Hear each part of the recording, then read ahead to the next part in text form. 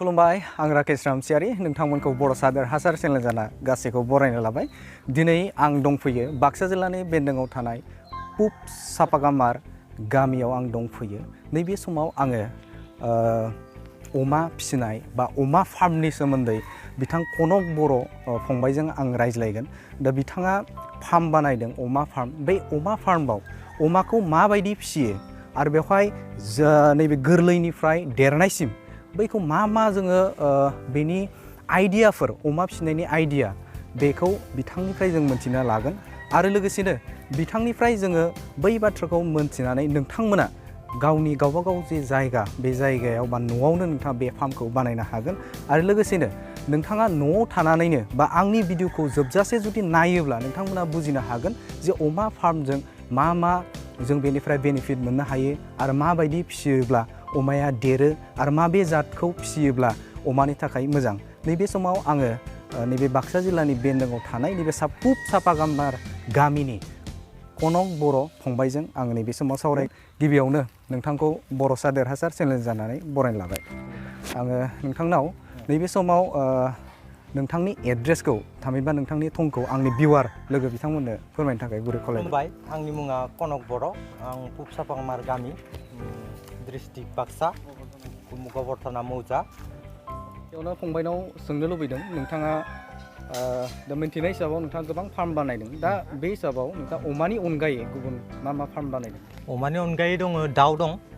मोसौबो दं। जोंहाथ' मोसौ लाखिखायो नालाय गासिबो बर'आथ' मोसौ लाखिखायो। दाउ दं, हांसो दं, कयेलबो दंमोन। कयेलखौ फानजोबनाय जाबाय। कयेलखौ लाफिननांगोन उनाव कयेल लानांगोन, टार्कि लानांगोन, बेलेग माने माबा लांनांगोन आरो लासैनो। दा फंबाया जिहेतु नैबे बिथाङा कयेलबो फिसियो, कयेल दाउ नोंथांमोना मोनथियो जानांगौ। बेनिफ्राय अमा फार्मबो बिथाङा खालामदों, दाउ फार्मबो दं, हांसो फार्मबो दङ आरो मोसौनिबो बाथ्रा बिथाङा बुंदों। आं नैबे समाव बैफोरनि आयदाफोरखौ थामहिनबा नैबे हांसो माबायदि फिसियो, दाउ माबायदि फिसियो गुबुन मोनसे आङो मोगा-मोगियाव बिथांजों आं सावरायगोन। गिबियावनो आं नैबे अमा फिसिनायनि सोमोन्दै नोंथांनाव मिथिनो लुबैदों। नोंथाङा बे अमानि जोलैखौ बबेनिफ्राय लाबोनाय आरो बे मा जोलै बुङो जेनेबा देसिफोरबो थायो नङा होमबा? देसि नङा इयो। बेखौ आङो बरपेटानिफ्राय लाबोदों। बेयो जाबाय हेमसेयार आरो लार्ज ब्लेक, बे मोननै जाथिनि आरो अमाया। ओमफ्राय मोनसे मानै दंमोन, मानैयाव दियरकबो दंमोन, गोजा जातनि दियरक। बेनिफ्राय नोंथाङा जेनेबा जिहेतु गोबां बिदिनो आंनि भिउवारफोरा खायसेफोरा बिदिनो गोसो जानानै दङ अमा फार्म खालामनो। दा बिथांमोननो नोंथां जागायनायाव मा गोनांथि जायो अमा जेनेबा फार्म बानायनायाव? जेनेबा नोंथाङा न' बानायदों, फार्म बानायनायाव न' बानायग्रोनांगौ। मा नांगौ जायो बे गोनांथि जानाय खायसे जेनेबा नैबे न'निफ्राय लानानै सिङाव फ्ल'र बानायनाय, दै होनाय बेफोरनि आइडियाफोरखौ गिबियावनो नोंथाङा फोरमायनो थाखाय खावलायबाय। माबायावनो फार्स्ट टाइमावनो न'खौ मोजाङै बानायग्रोनांगौ। न' नङाबा जाया। न'खौ बानायखांनायनि उनावसो अमा फिसाखौ लाबोनांगोन। न'खौ आङो ओंखायनोथ' औवाजों बानायदों, इटाजों बानायाखै। खम खरसावनो माने जेसे हायो औवाजों बानायग्रोदों, खिन्थु पाक्काबा मोजांसिन जायो। सिङाव खिन्थु फ्ल'र नांथारगोन। अमाया नहलेबा उरो। माने अमाया एसे बोलो गोराथ' इयो जोंनि माबानिफ्राय लकेलनिफ्राय घुंगुरु होनो जोंनि लकेलफोरखौ बेफोरो। ओमफ्राय इयो उरो नालाय बेखायनो फ्ल'रखौ जोङो पाक्कानि अन्थाइनि माने गोनांथि जायो आरो। दा फिड हिसाबाव जे आदार हिसाबाव नोंथाङा मा आदारखौ बाहायनाय जायो? फिडआव आङो माबा रेडिमेड फिड लाबोयो। ओमफ्राय आरो जुदि रेडिमेड फिडजों आङो एसे कस्टखौ खम जानो थाखाय माने फैसाखौ एसे खमायनो थाखाय गुन्दै, माखय ओमफ्राय लगायदेरनानै जाहोयो आरो। बेनिफ्राय बै अमा जोंनि गोरलैनि समाव मा जोथोन लानांगौ जायो? गोरलै समाव एसे माने एबार हिट होनांगौ। गोरलै समाव बारा हिट होना माने फिसा जानाय समाव बिमाया फिसा जाखांनायनि उनाव सिङाव माबा बना होनांगौ, मा होनो गुन्दै, मा होनो दंफां गुरा बा गुन्दै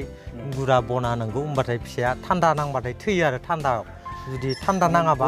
गरमबाथाय एसे गरम जानांगौ, होमबाथाय मोजाङै थायो आरो। ओमफ्राय देरबाथाय भेक्सिन होनांगौ टाइम मथे। भेक्सिना स्वाइन फिभार, FMD, ओमफ्राय बहुद भेक्सिन होनाय दं। भेक्सिनखौ आं बारा मिथिजोबा, आंबो गोदान नालाय। भेक्सिना एसे माबानांगोन आरो जे भेक्सिना माने फिसा मेनलि गोरलैयावनो स्वाइन फिभार आरो एफएमडि इसोर मोननाया बिराद जायो इसोर मोननैखौ होथारनांगौ बेलेगफोरा बारा नङाबाबो सोलियो बे फिसाखौ नोंथाङा बरपेटानिफ्राय लाबोदों बेवहाय बेसेबांसो प्राइसनि 3500 3500 ना बेवहाय जेनेबा हमना ला नोंथाङा बे 3500 बेखौ लाबोदों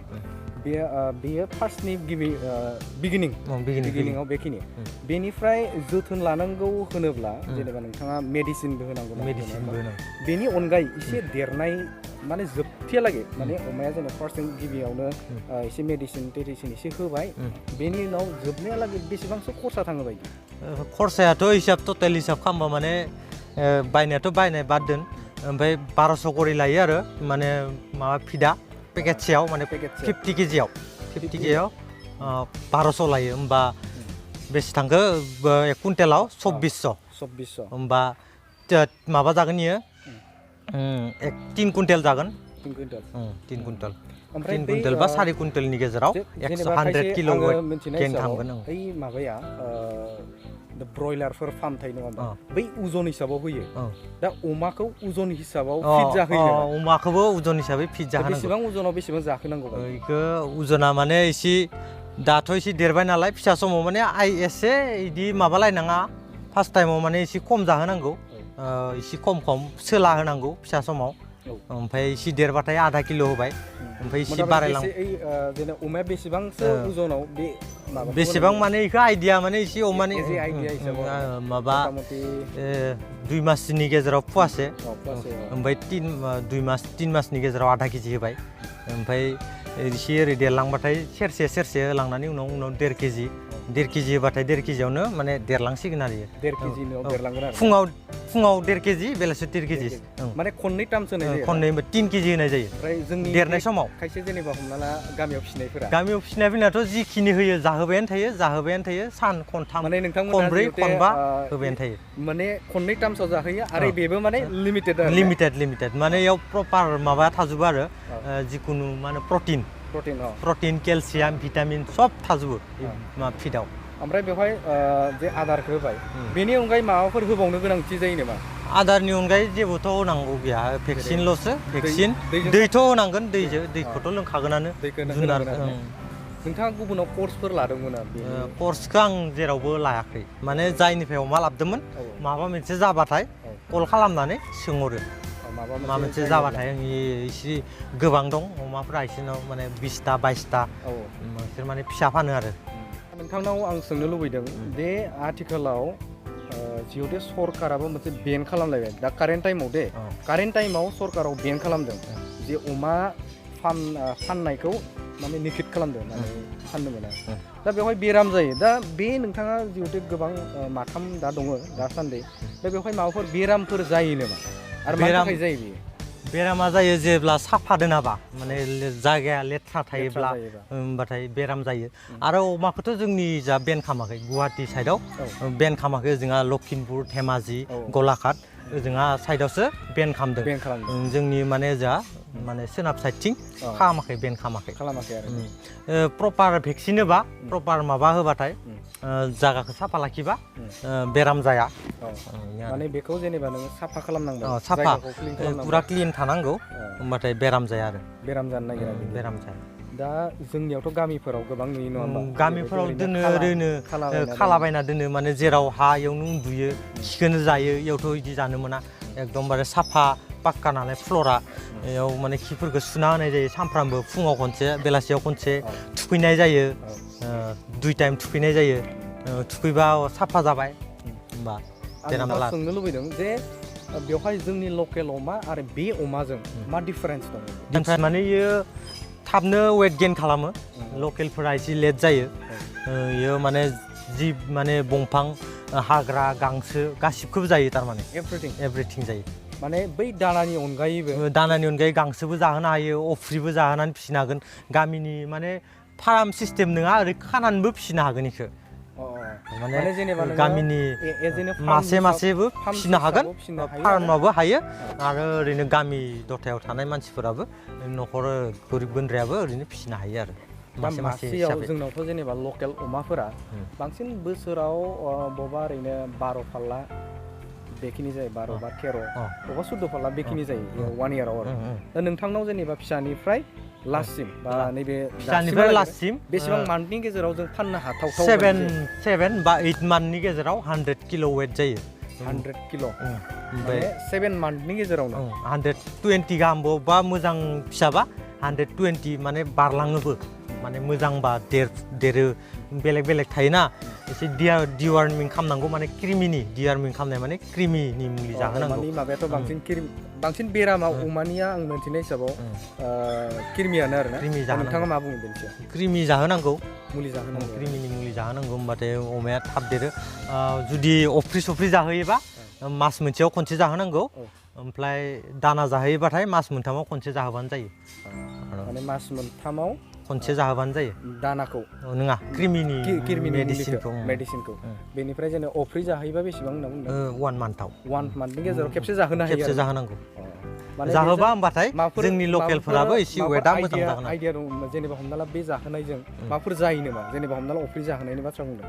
बेवहाय माबाफोर इमप्रुभ जायो नामा अफ्रि जाहोनायाव माने माबा जायो मेजेमा बारा जायो मेजेमा बारा जायोब्ला अमाया माने बेदरा खम माने खम जायो माने देरबाङा थारमाने मेजेम जानाय लोगो लोगोनो बुस्थुआ देरनायनि केपासिटिया खमायलाङो जेनेबा किरमिनि मुलिखौसो 3 मान्थनि गेजेराव जाहोबाय थायोब्ला बेटार आरो बेटार थिगानो दं आं नोंथांनाव जिखिनि बाथ्रा माबादों प्रपार बुंदों दा बेवहाय नोंथाङा जेनेबा बेनिफ्राय जिखिनि नोंथाङा अमा फिसिबाय नङा होमबा बे फिसिनायनि अनगायै नोंथाङा गुबुनफोराव साप्लाइफोर हरो नामा साप्लाइ दा हरथ'नानै केपासिटि जायाखै माने गोबां बानायनांगोन साप्लाइ हरोबा 10टा 20टा हरनो हानांगोन खनसेयावनो होमबासो माने जागोन आरो एसे खम मासे मानिखौथ' जोंनि लकेलावनो जायो नालाय लकेलनि बेफारिफोरानो लांफैयो दा बेवहाय जेनेबा हमना ला खायसे ओरैबायदिबो जायो गामियारि सुबुंफोरा आङो मेक्सिमाम बाथ्राखौ बुङा बबे जायगा बेखौ बुङा खिन्थु खायसे बुङो मा जों बयलारफोरखौ एसे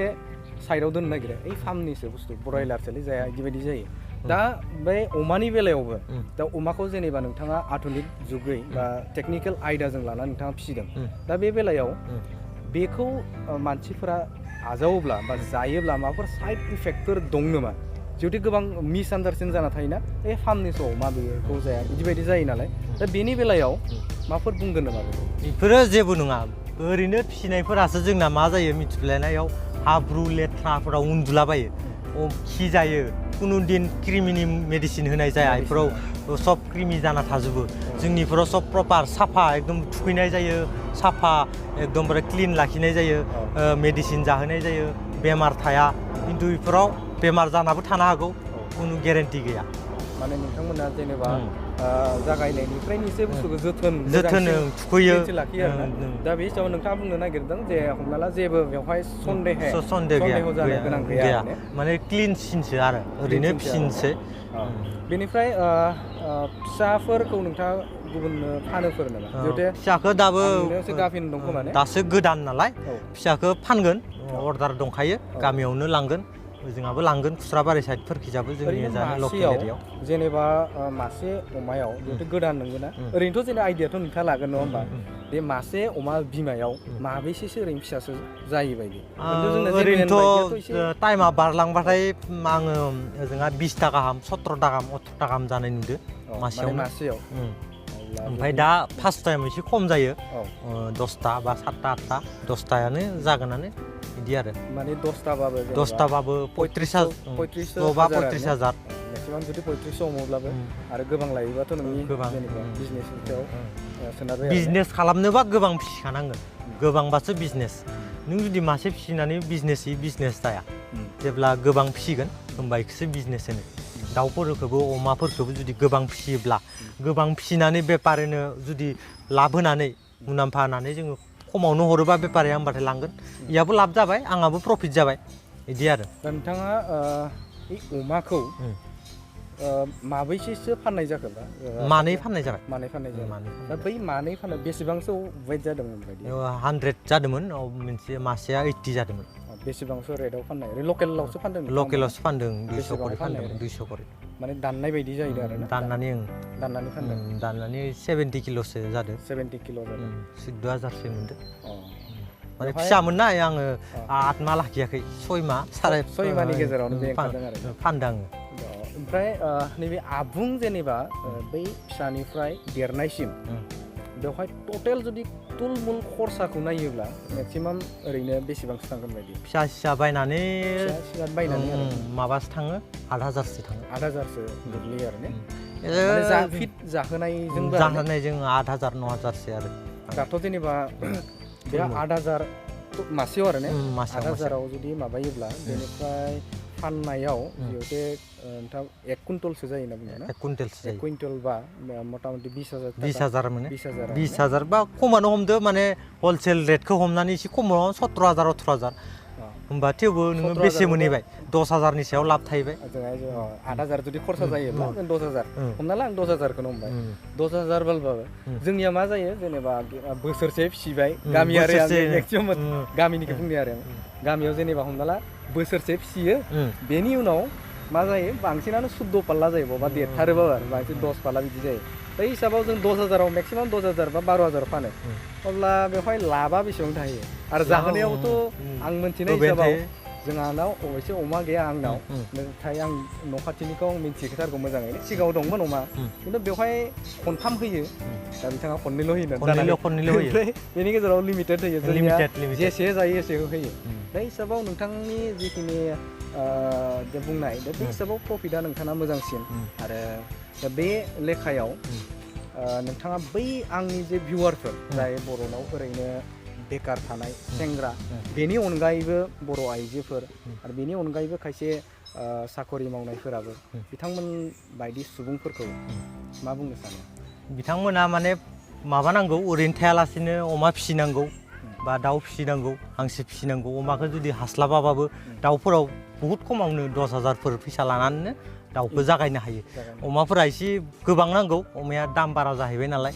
एसे अमाखौबो फिसिनो हायो जायना माने सोरबा हरनाय दंबा बा दङबा बा बिदेशआव थांनानै खामानि मावना फैदोंब्ला बेथ' फैसा लाना फैयो होमबा इयो फैनानै न'आव फैनानै माने जाहाथे आरो थांफिननाङा गुबुनाव खामानि मावनो दा नै कर'ना भाइरासनि थाखाय बिदेशआव दङ बिसोरो बेसे खस्थ' फैनोबो हायाखै मानोबो हायाखै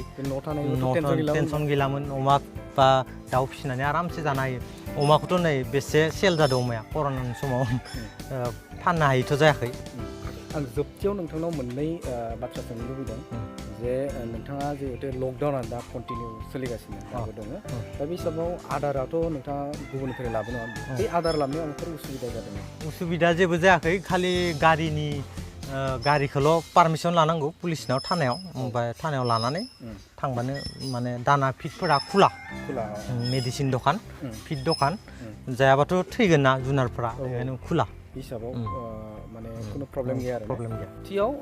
बिथां कनक बर' फंबायनाव आं मोनसे बाथ्राखौ सोंनो नागिरदों जे नोंथाङा दा नैबे औवाजों नैबे गन्द्राखौ बानायदों नोंथाङा दा बेवहाय बेसेबांसो खरसा थांनाय बायदि बारा खरसा थाङा न'आ औवायाबो जोंहा निजेनि न'निनो नालाय एसे खम खरसावनो जादों औवायाथ' थाखायोनो गासिबनावबो जोंना बर'फोरनाव थाखायो औवा ओमफ्राय अन्थाइफोरखौ लाबोबाय हाइस्ट थुलमुल 3000सोल' खरस जादों मिस्ट्रि सिस्ट्रि लानानै आरो एसे खम दामनि सिमेन्टखौनो बाहायदो औवायाथ' थाखाबाय नालाय ओमफ्राय बै वाल बानायथारोब्ला वाल बानायबाय बिदि बायदि बानायदों नङा होमबा एसे रिक्सिबो जायो नङा होमबा माब्लाफोर जुर होनानै बिदि आरो दा बे बेलायाव वाल जुदि बानायोब्ला बेसेबांसो खरसा थाङो वालखौ बानायबा एसे बांसिन खरसा जायो इटाया एसे दाम बारा नालाय बेबो मोजां औवायानो माने दा जों फार्स्ट टाइमाव खुलिनोबा औवाजों खुलिनायानो मोजां फार्स्ट टाइम